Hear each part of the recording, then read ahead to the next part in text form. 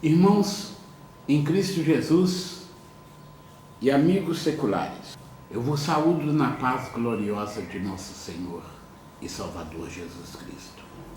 Estou aqui nesse instante para dar sequência a este trabalho. Antes de dar início a esse trabalho, eu quero elevar uma oração a Deus de agradecimento e como súplica.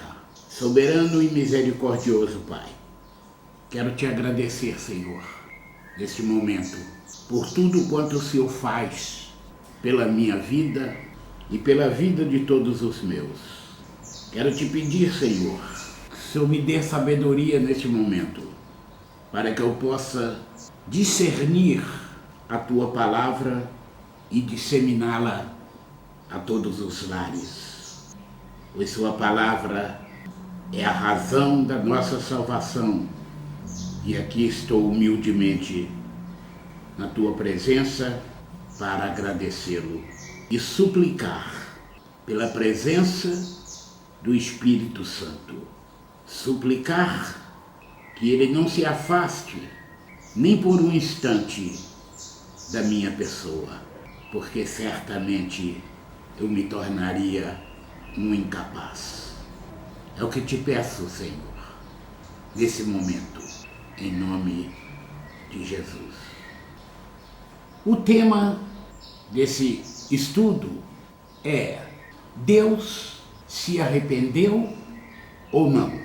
Em Gênesis capítulo 6, versículo 6, nós lemos o seguinte, abre aspas, então arrependeu-se o Senhor de haver feito o homem sobre a terra e pesou-lhe em seu coração. Fecha aspas. Recorrendo a comentaristas bíblicos de renome, vejamos o que disseram. Bacon diz o seguinte, que Gênesis capítulo 6, versículo 6, mostra que o arrependimento divino não brota da tristeza por más ações feitas. As mudanças na relação do homem com Deus resultam em mudanças nos procedimentos de Deus com o homem. Quando o homem se afasta de Deus para o pecado, Deus muda a relação de comunhão para uma relação de repreensão julgadora. Quando o homem se afasta do pecado, Deus estabelece uma nova relação de comunhão. Este é o arrependimento divino. Vejamos o que diz Champlin. Diz que dá-se-nos a impressão de que Deus não havia previsto os desastres causados pelos seres humanos e que ele poderia desde o começo ter mudado suas ideias sobre a ideia inteira da criação. Ou então ele poderia ter criado outra espécie de criatura. Alguns eruditos tentam anular a natureza objecional do fraseado do versículo, assegurando-nos que o ato do arrependimento, nesse caso, significa apenas ficar triste, e não que Deus teria mudado a mente. Vejamos o que disse Matthew Henry. Deus tinha criado um ser de tão nobre capacidades e aptidões, e o havia colocado nessa terra que ele criara, com o propósito de ser uma habitação conveniente e confortável para o homem. E isso pesou em seu coração.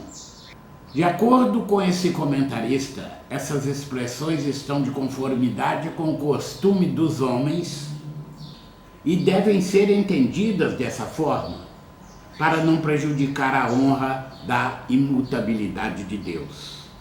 Essa linguagem não insinua qualquer emoção ou desconforto em Deus. porque nada pode criar perturbação para a mente eterna. Mas ela expressa o seu justo e sagrado desgosto contra o pecado e os pecadores, contra o pecado como odioso à sua santidade e contra os pecadores como repulsivos à sua justiça. E completa o seu argumento com algumas citações, tais como Amós, capítulo 2, versículo 3, onde ele se entristece com os pecados de suas criaturas. Isaías 43, 24, onde ele se cansa.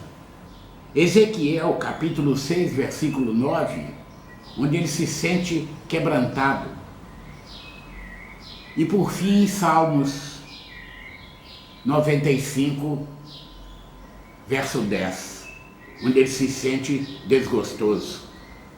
Para ser sincero, eu preferi recorrer ao meu próprio entendimento, entendendo que sentimentos tais como tristeza, cansaço, quebrantamento e desgosto, tais como o arrependimento citado no versículo 6 do capítulo 6 de Gênesis, também são sentimentos do homem e que estão sendo atribuídos a Deus, usados como antropomorfismo, como figura de linguagem, até mesmo por reconhecer a justiça e a soberania de Deus. Primeiro, ao lermos que Deus se arrependeu de haver criado o homem, entendamos como figura de linguagem esse arrependimento. Segundo, assim como no português as palavras têm vários significados, também em outros idiomas acontece o mesmo. A palavra que consta no original, onde o tradutor utilizou arrependeu-se, é a palavra naham, que na verdade tem vários significados, tais como suspirar, respirar fortemente, estar pesaroso, apiedar-se, consolar, lastimar-se, vingar-se, tranquilizar-se, ter compaixão e também arrepender-se. Interessante é que no dicionário do Antigo Testamento da Bíblia de Estudos Palavras-Chave, que é a Bíblia que eu mais uso, na sua página 1794, o autor explica na referência 5162 que o versículo seria melhor aceito em entendimento como o Senhor sentiu pesar por haver criado as pessoas. Infelizmente, irmãos, os tradutores têm utilizado, dentre tantas opções de significados, exatamente os menos prováveis. Então, ou fazemos uma intensa busca nos originais, ou simplesmente consideremos como figura de linguagem. Torno a repetir, uma vez que conhecemos a grandeza do nosso Deus, jamais poderemos atribuir a Ele sentimentos e emoções humanas. Eu fico por aqui. Que a graça e a paz de nosso Salvador, Jesus Cristo, esteja em todos os lares. E até o próximo vídeo, se assim Deus o permitir.